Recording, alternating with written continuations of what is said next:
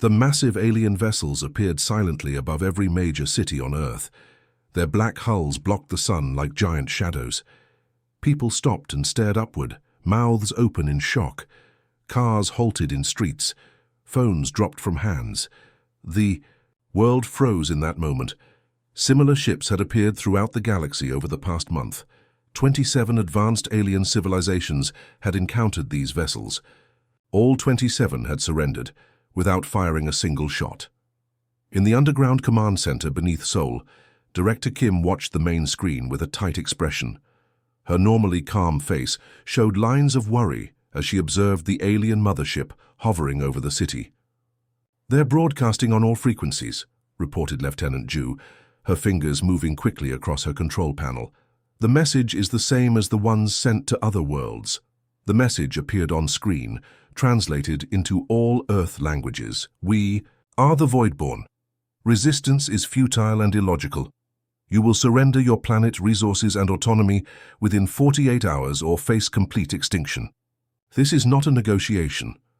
General Park, a tall man with grey hair at his temples, stood with his hands clasped behind his back. His face showed no emotion, but his eyes narrowed slightly. "What have the other species done when faced with this?" "The ultimatum," he asked. Director Kim swiped her screen, bringing up reports from their deep space monitoring stations. "According to our intelligence, all have surrendered without resistance. The Arcturus Collective, the Sirius Confederation, even the militaristic Aldebaran Empire, each calculated the odds and gave up immediately." "They must have overwhelming technological superiority," said Captain Han, studying the ship schematics on his tablet. "Our sensors can barely penetrate their hull." Lieutenant Zhou stood suddenly, her chair rolling backward. "Then they haven't met humans yet. We don't surrender based on calculations and odds." The room fell silent. Director Kim looked at each face around the table. These were Earth's best. Scientists, military leaders, and diplomats from every continent, brought together for this moment. "The alien commander calls himself Overseer," said Kim finally. "He expects our formal surrender by dawn the day after. Tomorrow." The other species complied within hours of receiving similar messages. A scientist named Professor Lee spoke up. "But why would advanced civilizations give up without a fight? Some of them have technology centuries ahead of ours." "Fear," suggested someone. "Logic," countered another. "If defeat is certain, fighting only causes unnecessary suffering." General Park cleared his throat, and all eyes turned to him. "There is another explanation. These other species may be more advanced, but perhaps they lack something we humans possess in abundance." "And what's that?" asked Captain Han. "Stubbornness," said Park with the ghost of a smile. "Defiance in the face of impossible odds. The willingness to fight even when logic says to surrender." Outside, people filled the streets, looking up at the alien ships with a mixture of fear and wonder. News channels broadcasted non-stop coverage. Religious leaders called for prayer. Military forces worldwide went on high alert. In the command center, Director Kim received reports from other global leaders. China, Russia, the United States, the European Union, all faced the same ultimatum. For once, Earth's nations found themselves unified by a common threat. "We have 36 hours left," said Kim. "What do we do?" Professor Lee studied the alien ship scans. "Their technology is advanced but not magical. They must have weaknesses." "We need more information," said Captain Han. "If we could capture one of their smaller vessels." Director Kim nodded. "I'll coordinate with other defense forces. We need a global strategy." Lieutenant Zhou pulled up a map showing alien ship positions worldwide. "They've placed vessels strategically to target major population centers. If they attack, billions could die in minutes." The room grew quiet again as this reality sank in. "The other species surrendered because it was logical," said General Park. "But humans have never been purely logical. Our greatest achievements came from ignoring impossible odds." He stood taller, addressing the entire room. "Throughout history, humanity has faced overwhelming threats. We've survived ice ages, plagues, world wars, and our own self-destructive tendencies. We don't give up." The conviction in his voice spread through the room like a wave. Back straightened, eyes hardened with resolve. "Let's show this overseer what makes humans different," said Park. "We fight." Within hours, the decision rippled across the globe. Earth would not surrender. Instead, they would prepare, gather intelligence, and find a way to resist. In orbit, the overseer received this unexpected response with confusion. According to all calculations, the humans should have surrendered immediately like the others. Their refusal defied logic. The overseer had conquered 27 civilizations, some far more advanced than these humans, without firing a single shot. What made these humans different? The overseer increased surveillance, studying human communications and behavior patterns. They seemed emotional, unpredictable, divided on many issues, yet united in their refusal to give up without a fight. For the first time in its long campaign of conquest, the overseer felt something new: uncertainty. As the deadline approached, Earth prepared for war. Scientists worked frantically to understand alien technology. Military forces coordinated global defense plans. Civilians built shelters and stockpiled supplies. The humans knew they might lose. The odds were overwhelmingly against them. But unlike every other species the Voidborn had encountered, knowing the odds didn't make them surrender. It made them fight harder. The overseer stared at the holographic display, its 6 eyes blinking in sequence. The data made no sense. The deadline for Earth's surrender had passed 12 hours ago, yet instead of capitulation, the humans had attacked. "They destroyed 3 of our scout ships?" The overseer's translator struggled to convey its disbelief. "Yes, Commander," replied its subordinate, a thin alien with pale blue skin. "The humans modified their primitive nuclear devices using technology. They shouldn't understand yet. Impossible. Their technological level is at least 2 centuries behind the capability to damage our vessels." Nevertheless, they did it. They seem to have analyzed debris from our earlier reconnaissance missions and adapted quickly. The overseer's skin darkened, a sign of deep thought. "Our calculations showed a 99.8% probability of immediate surrender. No species has ever defied the odds before. Across Earth, humanity organized for war. Where other species had seen hopelessness, humans found opportunity. In the underground bunker beneath Seoul, Professor Lee examined the alien technology they'd salvaged from a downed scout ship. Her small team worked around the clock, reverse engineering what they could. "It's remarkable," she said, looking up from her microscope. "Their systems are perfectly logical, but there's no redundancy, no adaptation for unexpected situations." "Captain," Han looked over her shoulder, "what does that mean for us?" "It means they've never encountered unpredictability before." Professor Lee smiled. "Their attack patterns are efficient but rigid. No creativity. They follow optimal mathematical solutions every time. And that's a weakness we can exploit," finished Captain Han. Above them, the alien mothership launched its first wave of attack. Drones. They descended toward major military installations in perfect formation, their energy weapons charged.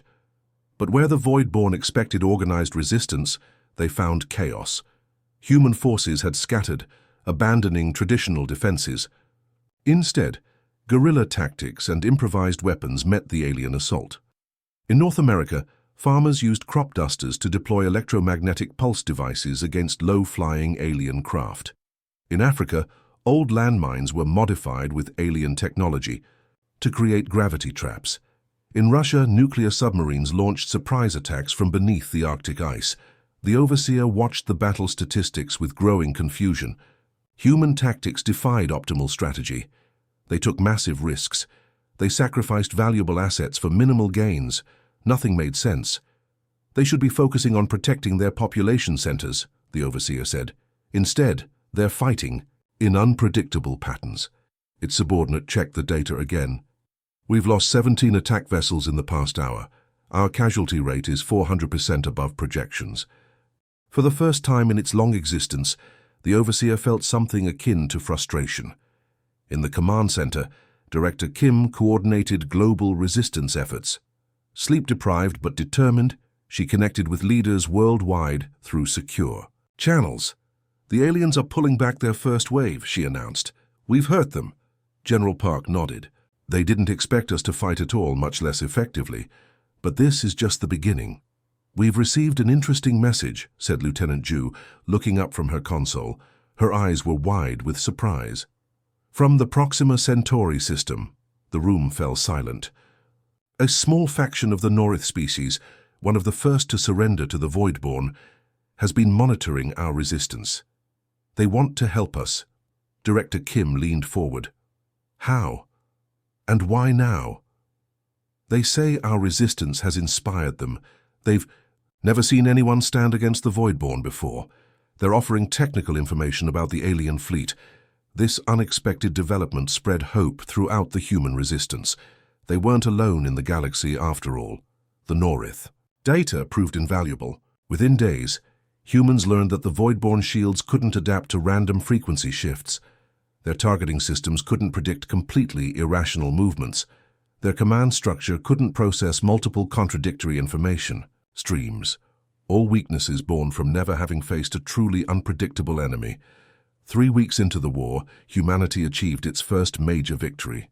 A swarm of small manned spacecraft, little more than engines with weapons attached, executed a seemingly suicidal attack on the mothership orbiting Tokyo.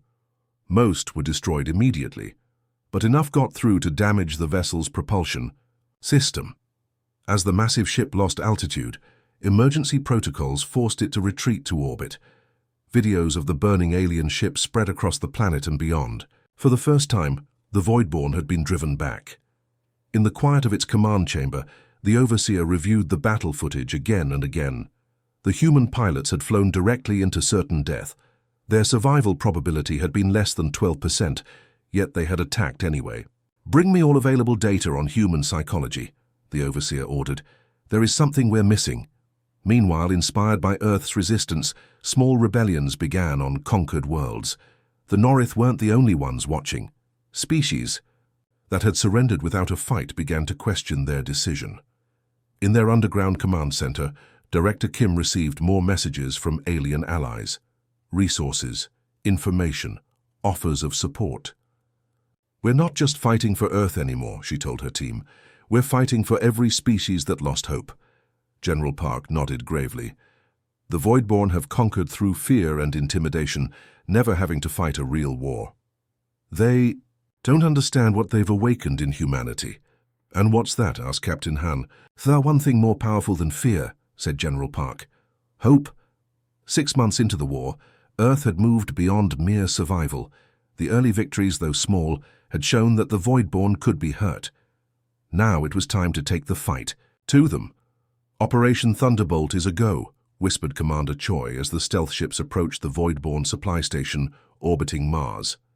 His vessel, barely larger than an old space shuttle, led a fleet of 30 similar craft. Each had been covered with materials that absorbed radar and heat signatures. The mission was dangerous, exactly what the aliens wouldn't expect. While the Voidborn could calculate trajectories and probabilities with perfect accuracy, they couldn't fathom why humans would attempt missions with such poor survival odds. Commander Choi activated the comlink. "Remember the plan. Get in, plant the devices, get out. If you're discovered, create as much chaos as possible." The ship slipped past the outer sensor ring. So far, the alien algorithm hadn't detected them. The Voidborn relied too heavily on mathematical prediction. They couldn't imagine an attack route this inefficient and risky. On the main Voidborn command ship, the Overseer received an urgent message. "Anomalous readings near Mars supply station," reported a subordinate. "Sensor malfunction," the Overseer decided after checking the data. "The humans lack the technology to reach Mars undetected, and the approach vector is too irregular for any logical attack strategy." This dismissal bought Commander Choi's team the time they needed. The human ships attached themselves to the massive supply station like remoras on a shark. Teams in spacesuits cut through the hull and entered the alien facility. Inside, they planted special devices developed by Professor Lee, hybrid technology combining human ingenuity with what they'd learned from their Norith allies. The devices would not only destroy the station, but would collect vital data on Voidborn shield frequencies during the explosion. 5 minutes to detonation, Commander Choi announced as the teams returned to their ships. "Let's move." Just as The human fleet began to pull away. Alarms blared throughout the station. They had been discovered. "Defense systems activating," warned Lieutenant Min over the comm. "Void-borne ships approaching from Sector 4. Commander Choi made a quick decision. Teams 3 and 5 create a diversion. Everyone else continue withdrawal as planned. 10 human ships broke formation and charged directly at the approaching void-borne vessels. It was a suicide mission, but the pilots had volunteered knowing the stakes. The alien ships, confronted with this irrational attack, hesitated just long enough for the main human fleet to escape. The diversion teams fought valiantly, managing to damage 2 void-borne cruisers before being destroyed. 3 minutes later, the supply station erupted in a massive explosion. The blast disabled 2 more void-borne ships and scattered debris throughout. The Martian orbit. Back on Earth, Professor Lee analyzed the incoming data from Operation Thunderbolt. Her eyes widened as patterns emerged from the chaos. "I found it," she whispered. Then louder, "I found it." Director Kim rushed over. "Found what?" "Their shield weakness. When exposed to rapidly changing frequency patterns, their shields can't adapt quickly enough. There's a millisecond delay we can exploit." Engineer Bayek studied the data and nodded excitedly. "They rely on patterns and mathematics. We rely on chaos and intuition. That's why they can't counter our most unpredictable attacks." News of the discovery spread like wildfire through the resistance. For the first time, humans had a reliable way to penetrate void-borne defenses. On a conquered Norith world 12 light-years away, former Admiral Zhou watched footage of human resistance that had been secretly transmitted across the galaxy. His large amber eyes blinked thoughtfully as he observed the Mars operation. His people had surrendered immediately upon contact with the Voidborn, seeing no logical alternative. The sophisticated Norith civilization, with all its advanced technology, had calculated a 0% chance of successful resistance and had given up without firing a shot. Yet these humans, these primitive, emotional creatures, fought on against impossible odds. And somehow they were winning battles. "What do you see in this footage, Admiral?" asked his aide, a younger Norith named G. "I see something I haven't seen since the invasion," replied Admiral Zhou. "I see hope." He turned away from the screen. "Contact the human resistance. Tell them the North Liberation Front is ready to provide more than just information." The Overseer was now facing something unprecedented, genuine military resistance. In all previous conquests, psychological dominance had been enough. The mere appearance of void-borne ships had triggered immediate surrender. "The humans have destroyed our Mars supply station," reported a high-ranking officer. "Impossible," said the Overseer.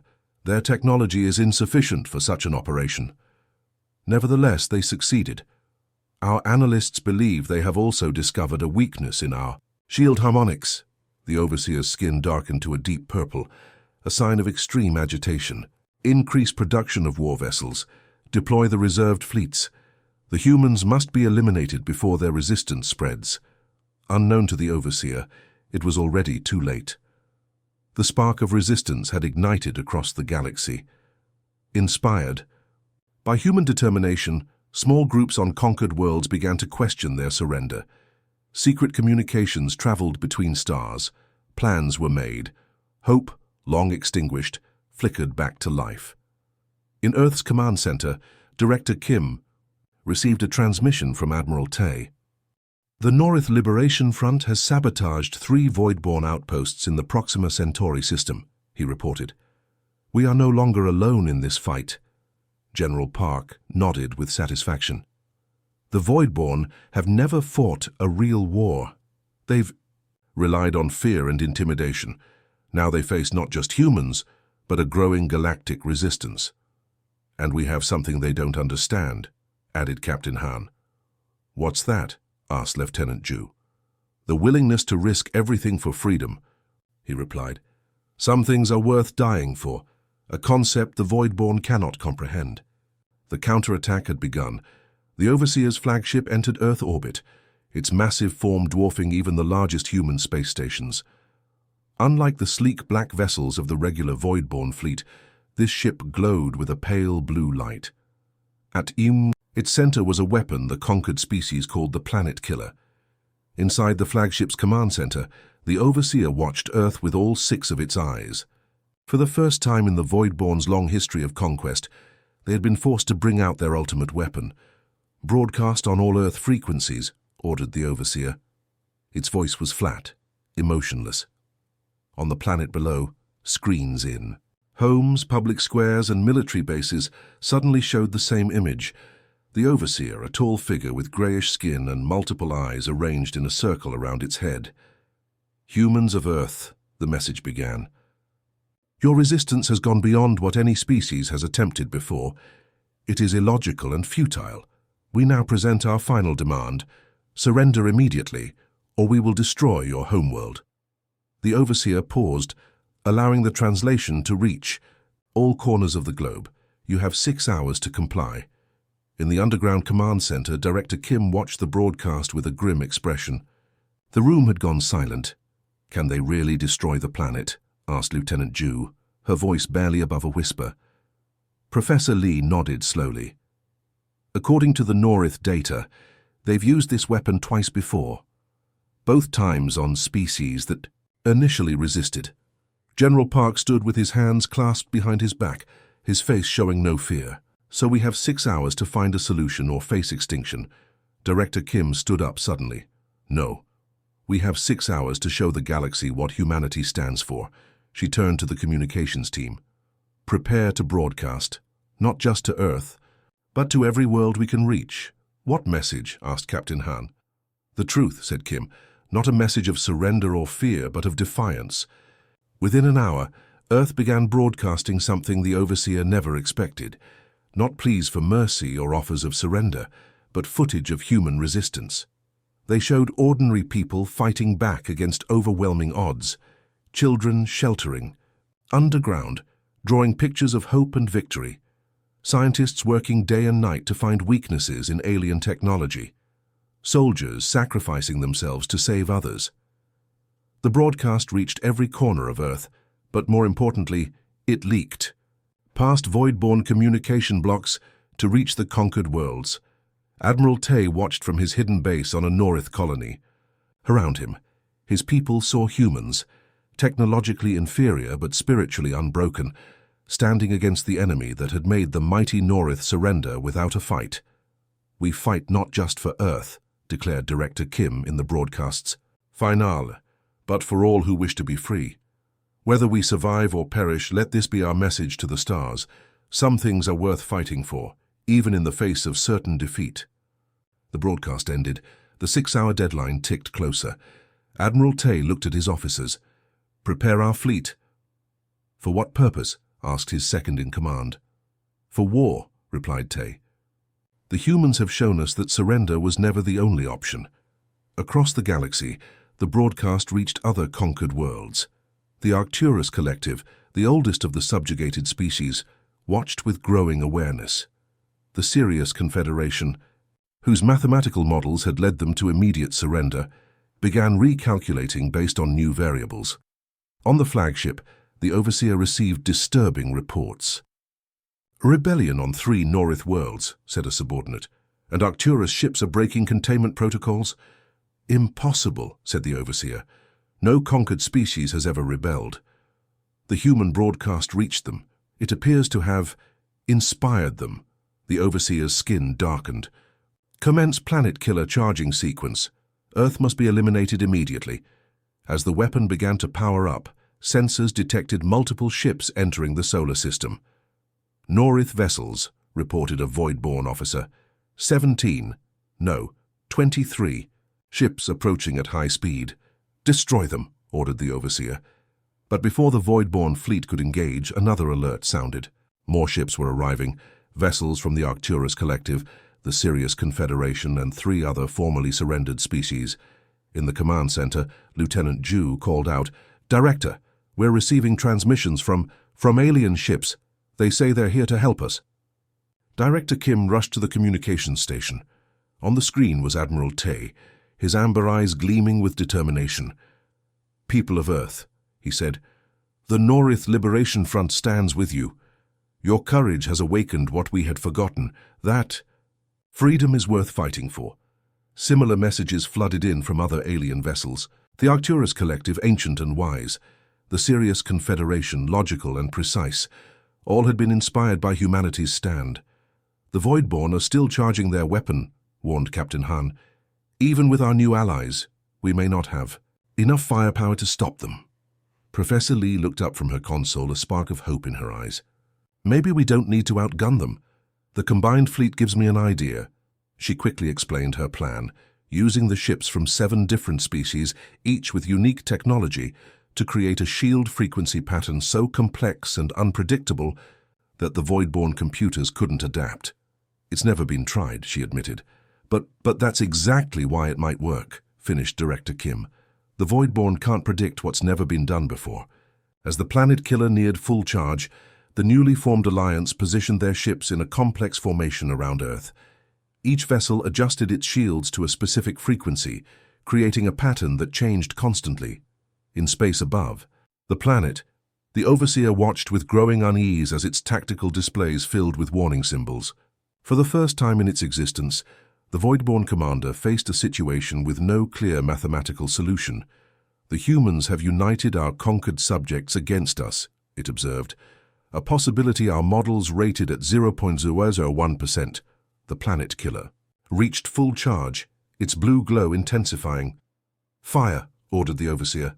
The weapon released its energy, a beam of pure destruction that had shattered planets before.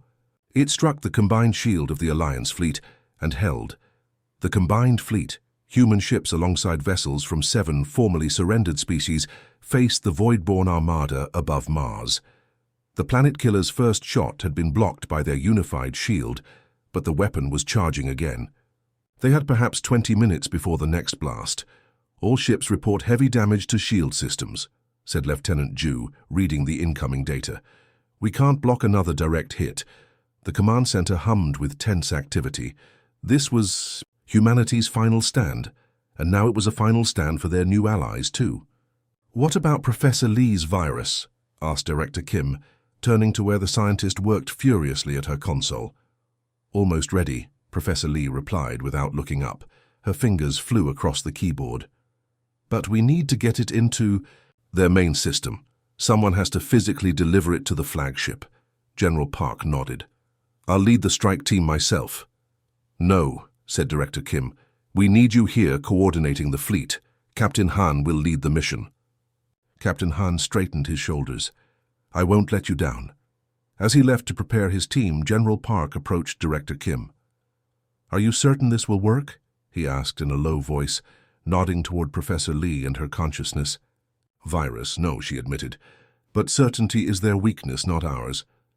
The virus was Professor Lee's masterpiece, a hybrid of human coding and alien technology. It was designed to infect the Voidborn hive mind that connected all their ships and soldiers. But unlike a simple computer virus, this one carried something unique, human consciousness patterns. They've never experienced emotions, Professor Lee had explained during development. Their decisions are purely logical. What if we could make them feel what we feel? Fear, hope, compassion. How would that change their calculations? Now the plan was in motion. Captain Han and a small team of volunteers boarded a modified shuttle. 4 alien allies joined them, a Norith engineer, an Arcturian navigator, and 2 others from different species. Each brought unique skills and technology.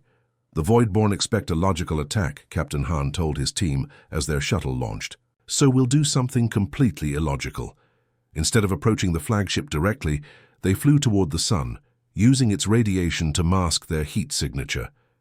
Then they cut power and drifted, appearing to be nothing more than space debris. Meanwhile, the main fleet engaged the Voidborn ships in a chaotic battle. Human vessels darted between larger alien ships, using unpredictable patterns that confused Voidborn targeting systems. The Allies followed suit, abandoning their traditional battle formations for human-inspired chaos. Admiral Zhou's Norith cruiser took heavy damage but continued fighting. For too long we calculated only the odds of victory, he told his crew. We never considered that some fights are worth losing. The Overseer watched the battle with growing confusion. These tactics defied all logic. Ships sacrificed themselves for no strategic gain. Smaller vessels protected larger ones when efficiency dictated the opposite. Nothing made sense. "The planet killer will be ready to fire in 5 minutes," reported. "A subordinate. Target Earth again," ordered the overseer. "Once the human homeworld is destroyed, this irrational resistance will collapse." Unknown to the overseer, Captain Han's shuttle had reached the flagship's blind spot. Using tools from their alien allies, the team cut through the hull and entered the massive vessel. "We need to reach the central processing core," said the Norith engineer, consulting a holographic map. "It should be 5 levels down." They encountered a resistance, void-born soldiers with advanced weapons. But here too, human unpredictability proved valuable. Instead of fighting directly, Captain Han used distractions and misdirection. They set off alarms in distant sections of the ship. They released captured void-born communication signals from multiple locations. The soldiers, programmed to respond optimally, couldn't adapt to tactics that made no strategic sense. Finally, they reached the core, a glowing blue chamber filled with crystalline structures. "This is the Hive mind connector," said the Norith engineer. "All void-born consciousness flows through here." Captain Han removed Professor Li's virus from its protected case. The small device pulsed with soft light. "How long until it takes effect?" he asked as he connected it to the alien system. "Minutes, maybe seconds," replied the engineer. "But we should leave immediately. The system will detect the intrusion." They retreated, fighting their way back to the shuttle. 2 team members fell to void-born weapons. Captain Han himself took a blast to his shoulder, but kept moving. In the command center, Professor Li suddenly sat up straight. "The virus is active. It's spreading through their network." On screens around the room, they could see void-born ships suddenly stopping their attack. Some drifted aimlessly. Others began moving in erratic patterns. The planet killer, moments from firing, powered down. Aboard the void-born flagship, the overseer experienced something entirely new. For thousands of years, it had known only cold logic and mathematical certainty. Now suddenly it felt fear, confusion, wonder, hope. Human emotions flooded the hive mind, cascading through the entire void-born fleet. For the first time, they understood what it meant to value something beyond efficiency and conquest. The overseer's ship broadcast on all frequencies. "We understand now. We feel." Hours later, as the combined fleet regrouped and assessed damage, Director Kim received a request for communication from the overseer itself. "We wish to speak," said the alien leader, its voice now carrying tones and inflections it had never used before. "We wish to apologize." "For what?" asked Director Kim cautiously. "For not understanding that existence contains more than logic," replied the overseer. "We have conquered worlds across the galaxy, believing our way was superior. Now we see what we were missing." 3 months later, representatives gathered in the reclaimed United Nations building. Admiral Zhou, now speaking, for the Free North, stood beside Director Kim and delegates from 26 other species. "Today we sign the Earth Accord," announced Kim. "Not because humans conquered, but because we showed the galaxy that freedom is worth fighting for."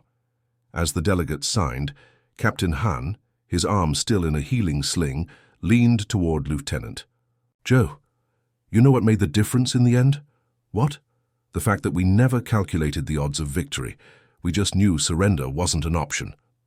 Behind them, Professor Li chatted with a void-born scientist, explaining human concepts of art and music to the curious alien. "And this is just the beginning," said General Park, watching the historic gathering.